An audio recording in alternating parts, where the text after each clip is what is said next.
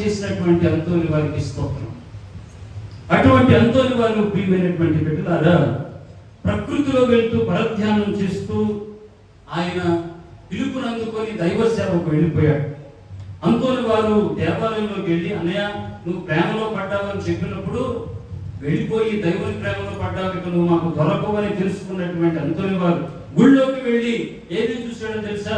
బలిపీఠం చూశాడు, దివ్య సప్రసాదం చూశాడు, పరిశుద్ధమైన శిలువ చూసి ఒకే ఒక మాట అనుకున్నాడు, రాజులను సేవించాలా? ఎవరు గొప్పవారు? అంతోని వారిలో కదిలినటువంటి ఆలోచనలు ఏంటో తెలుసా? అయ్యా యేసయ్యా, నువ్వే అష్టభాగ్యాల్లో పలికావు, దీనాత్ములు ధన్యులు అన్నావు, శోకార్తులు ధన్యులు అన్నావు, నిర్మల హృదయులు ధన్యులు అన్నావు, శాంతి స్థాపకులు ధన్యులు, దేవుని రాజ్యం వారిదన్నావు.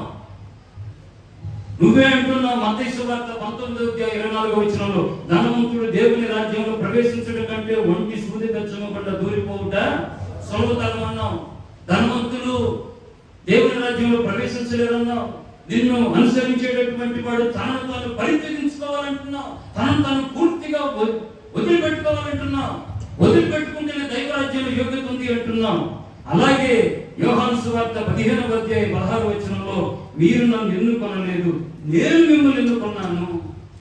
అలాగే ప్రభు అంటాడు, మీ మార్గము ఇరుకైన మార్గం. యేసు ప్రభు ఏ మార్గం? ఇరుకైన మార్గం, శిలువ మార్గం. అయినా ఈ ఇరుకైన మార్గములో మనకు దొరికేది ఏమంటే నిత్య జీవితం. నిత్య జీవితం దొరుకుతుంది. చివరికి ఇవన్నీ కూడా ధ్యానం చేసుకొని అంతోని వారు దేవునికి సమాధానం చెప్పాడు, ప్రభు నీ మార్గమే నా మార్గం, నీతోటే నా జీవితం, ఇది నా నిర్ణయం. ఇప్పుడు ఫైనల్ క్లైమాక్స్ వచ్చేసారు, అయిపోతుంది, కళ్ళు తెరవండి. అంతోని వారు ఇక నేను గురువు అవ్వాలి అనుకొని తండ్రికి వచ్చి చెప్పాడు, నాన్న నేను గురువుని అవ్వాలనుకుంటున్నా. తండ్రి చెప్పాడు, నువ్వు అసలు గురువు అయితే ఏం కోల్పోతావో తెలుసా? అంతోని వారు చెప్పాడు, తెలుసు, గురువునైతే లోకాన్ని కోల్పోతాను, కానీ ఆత్మను కాపాడుకోగలుగుతాను. నీకేమైనా పిచ్చి పట్టిందా? సిరుల మార్గం కాదని శిలువ మార్గం ఎన్నుకుంటావా?